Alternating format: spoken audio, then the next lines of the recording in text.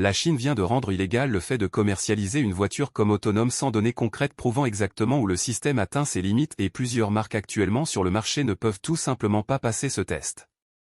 Voici le fait unique qui recontextualise tout, la Chine vient de faire basculer son cadre réglementaire sur la conduite autonome d'une recommandation volontaire à une norme nationale obligatoire. Ça peut sembler purement administratif, mais les conséquences concrètes sont considérables.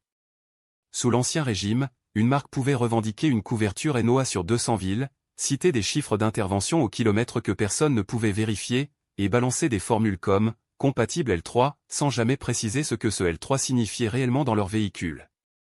Cette époque est révolue. La nouvelle norme exige 3 choses qu'il est véritablement difficile de falsifier. Premièrement, les constructeurs doivent déclarer formellement le domaine de conception opérationnelle, c'est-à-dire l'ensemble précis des conditions dans lesquelles le système est autorisé à intervenir. Deuxièmement, ils doivent documenter le comportement en cas de défaillance, ce que fait physiquement le véhicule lorsque le système atteint ses limites. Troisièmement, les données d'accident doivent être traçables et restituables, pas simplement stockées quelque part sur un serveur, mais récupérables de manière prouvable par les régulateurs. À mon avis, la clause de traçabilité à elle seule va provoquer plus de panique dans les conseils d'administration que n'importe quelle autre disposition de ce texte. Parce qu'en ce moment, plusieurs marques commercialisent des versions d'entrée de gamme avec des suites de capteurs allégés en utilisant des vidéos tournées sur des versions haut de gamme entièrement équipées. Cet écart n'est plus seulement un problème d'image, c'est désormais une responsabilité juridique. Rendons cela concret, parce que le mécanisme est essentiel à comprendre. Le système Qianqun ADS5 de Huawei embarque un lidar à 896 lignes. Ce n'est pas une faute de frappe, 896 lignes couplées à une architecture de calcul et d'algorithmes entièrement développée en interne. Lors des tests diffusés sur la chaîne publique CCTV, le système a géré des flashs de phare en sens inverse à 120 km/h, et a navigué dans des conditions de brouillard et de pluie sans cartographie préalable. Il est capable de planifier une sortie d'un carrefour inconnu en lisant l'environnement en temps réel. C'est une architecture donnée capteur véritablement en boucle fermée, et c'est exactement le type de redondance que la nouvelle norme récompense. Comparez maintenant cela à une marque qui vend une version d'entrée de gamme avec 2 caméras frontales et un simple radar, mais qui diffuse des publicités montrant sa version haut de gamme équipée lidar et effectuer des changements de voie main libre sur autoroute. Sous la nouvelle norme, cette marque devra publier des domaines opérationnels distincts pour chaque configuration matérielle. Il est désormais impossible d'utiliser une seule fiche technique pour couvrir 3 suites de capteurs différentes. C'est exactement la même faille de transparence qu'EuroNCAP a mise en lumière en Europe autour de 2021, lorsqu'il a commencé à tester les systèmes ADAS sur les versions de série plutôt que sur les voitures de presse, et plusieurs constructeurs allemands ont discrètement revu leur discours marketing dans les 6 mois suivant la publication des résultats. À mon avis, la Chine s'apprête à traverser la même correction, simplement plus vite et avec des sanctions réglementaires plutôt qu'une simple pression consumériste. Avant d'aller plus loin, un chiffre qui change tout, selon les analystes qui suivent le marché chinois de la conduite NOA, environ 40% des véhicules actuellement commercialisés avec une forme ou une autre de label, conduite intelligente, embarquent un matériel incapable de satisfaire aux exigences de redondance en cas de défaillance imposée par la nouvelle norme. 40%. Ce n'est pas un problème marginal, c'est une remise en question à l'échelle de tout le marché. J'avais tort sur un point essentiel pendant près de 2 ans, et je veux le dire franchement. J'ai longtemps soutenu que la course à l'ADAS en Chine était avant tout une histoire de logiciel, que la marque dotée du meilleur modèle de vision l'emporterait, quel que soit le nombre de capteurs. L'architecture VLA de Xpeng, qui aborde la conduite comme un problème de vision langage-action plutôt que comme un arbre de décision à base de règles, m'avait sincèrement impressionné sur ce terrain. Mais le nouveau cadre réglementaire a fait évoluer ma position. La sophistication logicielle est nécessaire, mais elle ne suffit pas. Ce que le règlement teste réellement, c'est l'infrastructure invisible autour de l'algorithme brillant. Êtes-vous capable de définir par écrit les limites de votre système? Pouvez-vous démontrer une séquence de reprise en main progressive qui laisse au conducteur un temps d'avertissement suffisant? Pouvez-vous extraire les données de la boîte noire après un incident? Xpeng dispose de la capacité algorithmique, mais des rapports crédibles non confirmés à l'heure où j'enregistre ceci font état d'incohérences persistantes dans le routage de voies et le calcul d'itinéraire de base sur VLA2, en conditions urbaines réelles. Exceller au sommet de l'enveloppe de performance ne sert pas à grand-chose si les fonctions de base ne sont pas parfaitement maîtrisées, car le règlement évalue le plancher, pas le plafond. Huawei, à l'inverse, a construit une architecture full stack où le calcul, l'algorithme et le pipeline de données sont entièrement intégrés en interne.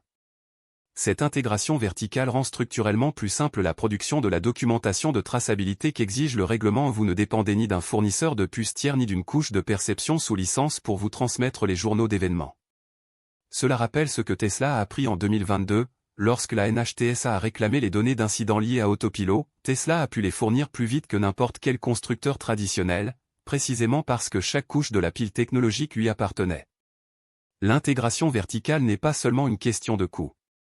C'est aussi une question de conformité réglementaire et en Europe, où les débats sur l'homologation des systèmes d'aide à la conduite s'intensifient, cette leçon vaut tout autant pour les acteurs qui envisagent d'importer ces technologies sur notre marché. Voici ma lecture prospective, et je pense que les choses vont se jouer sur un calendrier assez serré. D'ici fin 2025, attendez-vous à une vague de révision discrète des fiches techniques. Les marques qui ne peuvent pas documenter la redondance matérielle sur leur version d'entrée de gamme devront soit mettre à niveau le hardware coûteux, soit réduire le domaine de conception opérationnelle annoncé embarrassant, mais moins cher. Regardez attentivement la façon dont les marques décrivent la disponibilité de leur NOA urbain sur les modèles de base. Si ce langage devient flou ou disparaît des supports marketing, vous saurez qu'elles ont cédé. Pour les marques partenaires de Huawei, AITO, Luxid, et les autres qui tournent sous Qianqing, cette norme représente un vrai vent portant. Leur documentation de conformité repose en grande partie sur une infrastructure partagée, ce qui réduit le coût de certification par modèle. Je m'attends à ce qu'elles s'en emparent publiquement, en publiant peut-être leur déclaration d'ODD comme argument marketing à part entière. Pour Xpeng, la pression est de démontrer que le niveau de performance réel de VLA au quotidien, pas la vidéo de démo, mais la conduite effective sur la sélection de voies et le routage est suffisamment solide pour survivre à l'examen réglementaire. Si elles y arrivent, l'architecture est genuinement convaincante. Si elles n'y arrivent pas, un modèle de vision sophistiqué posé sur des fondations fragiles devient un passif, pas un atout. Et pour les marques occidentales qui lorgent le marché chinois, c'est le signal à surveiller. Cette norme relève effectivement le plancher de toute promesse de conduite autonome dans le plus grand marché NEV du monde. Si BMW ou Volkswagen veulent être compétitifs sur la conduite intelligente en Chine, ils ont désormais besoin de la même infrastructure de données que celle que les régulateurs chinois exigent des marques domestiques. C'est une barrière significative et franchement, je ne pense pas que ni Munich ni Wolfsburg n'aient encore pleinement intégré ce que ça implique. Stellantis, qui mise sur Leapmotor pour justement naviguer dans cet écosystème réglementaire, a peut-être compris la leçon avant tout le monde. Alors optimiste ou pessimiste sur cette norme? Voici où j'en suis, optimiste pour l'industrie sur le long terme, brutal pour les marques qui ont survécu à coups de promesses dans le court terme. 3 choses à retenir. Première, la nouvelle norme teste le plancher, pas le plafond, et les marques dont les fonctions de base sont inconsistantes sont bien plus exposées que celles dont les démonstrations spectaculaires sont simplement un peu moins impressionnantes. Deuxième, l'intégration verticale est désormais un avantage de conformité, pas seulement un avantage de coût. L'architecture full stack de Huawei rend la traçabilité structurellement plus simple qu'une marque qui assemble des couches de perception, de calcul et de données issues de tiers. Troisième, surveiller les révisions de fiches techniques et le rétrécissement du langage ODD sur les versions d'entrée de gamme avant fin 2025, c'est le signal le plus clair de qui s'est fait prendre. Et franchement, cette question dépasse largement la Chine. En Europe, alors que le débat sur les droits de douane contre les VE chinois fait toujours rage, une réglementation ADAS crédible à Pékin pourrait paradoxalement accélérer l'homologation de ces systèmes sur nos marchés, ou au contraire donner aux régulateurs européens de nouveaux arguments pour ralentir l'entrée.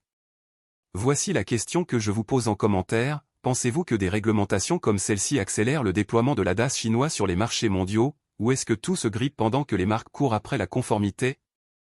Cette tension est bien réelle et, honnêtement, je ne sais pas encore dans quel sens ça bascule. Abonnez-vous si vous voulez mon analyse quand les premières données de conformité commenceront à tomber. Dites-moi dans les commentaires, est-ce que cette norme va accélérer ou freiner le déploiement mondial des systèmes ADAS chinois? Abonnez-vous pour la suite, quand les chiffres de conformité seront disponibles.